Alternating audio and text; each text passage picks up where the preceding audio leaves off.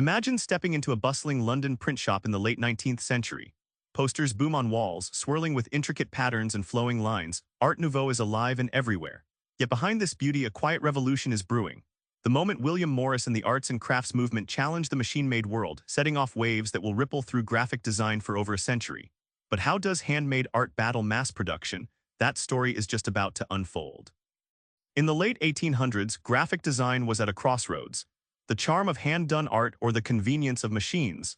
This battle simmered beneath every printed page and poster.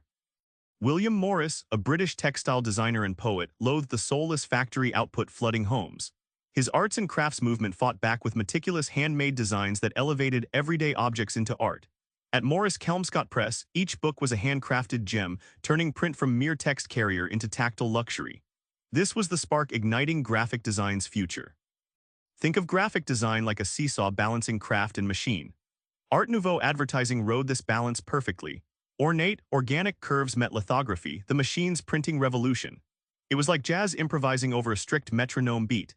Technology unleashed brilliance without sacrificing the artistic soul. Branding suddenly seduced consumers with elegance and allure. These designs staged a quiet takeover. As consumer goods flooded markets, graphic design stopped being decoration and started being persuasion. Beautiful packaging meant faster sales, turning designers into unseen salespeople. Companies realized design wasn't just pretty, it was profit.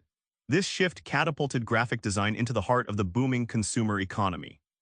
Fast forward to the 20th century, where design isn't about swirl and whimsy but clarity and function, driven by war, politics, and a yearning for a universal language. The Bauhaus school in Germany wasn't just a design school, it was a crucible forging the future. Artists like Herbert Bayer stripped away decoration to focus on form following function. Their posters and typefaces were concise weapons, using geometry and sans serif to communicate with brutal efficiency. It was design stripped to its bones, like boiling soup down to its richest broth. During and after the World Wars, governments wielded design like propaganda artillery. The Soviets harnessed graphic art to broadcast revolutionary zeal, bold reds, stark contrasts, heroic worker imagery. Meanwhile, U.S. agencies commissioned clean, optimistic designs promoting democracy and progress. Design wasn't neutral anymore. It was a battleground of ideas and ideologies. This pragmatic approach evolved into the international style, where clean lines and grids transcended national borders, becoming the lingua franca of visual communication. Think Olympic posters, corporate logos, and signage, a streamlined global language born from Bauhaus roots, proving that good design can unite diverse cultures under a shared aesthetic code. The late 20th century flips the script again. Design leaps off paper, exploding onto screens with tools that are powerful and cheap, rewriting the rules overnight. In the 70s and 80s, designers rebelled against modernism's strict order. Postmodernism brought irony, eclecticism, and playfulness back into the mix. Think of David Carson's cluttered, chaotic magazine layouts that broke every grid rule, making you pause and feel the design instead of just reading it. It was chaos as a form of clarity. Then came Adobe Illustrator, Photoshop, InDesign, the holy trinity revolutionizing who could design. Suddenly, design wasn't locked behind expensive presses or studios. Anyone with a computer could create, remix, and publish. It's like suddenly every kitchen had a food processor, not just chefs, but home cooks could whip up feasts, ushering a democratization of creativity. Today, graphic design is a global conversation, informed by diverse cultures and technologies. Designers navigate challenges like information overload, cultural sensitivity, and ethical branding.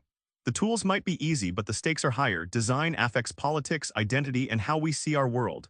The future, it's a messy, thrilling playground. Back in that London print shop, the struggle between handmade craft and machine power was just the opening act. Graphic design's story is about constant reinvention, technology, politics, and culture pushing it into new forms. Next time you see a striking poster or slick logo, remember, it's part of a century-old conversation about how we communicate visually. Now try this. Look around you and spot one design element that tells a story without words.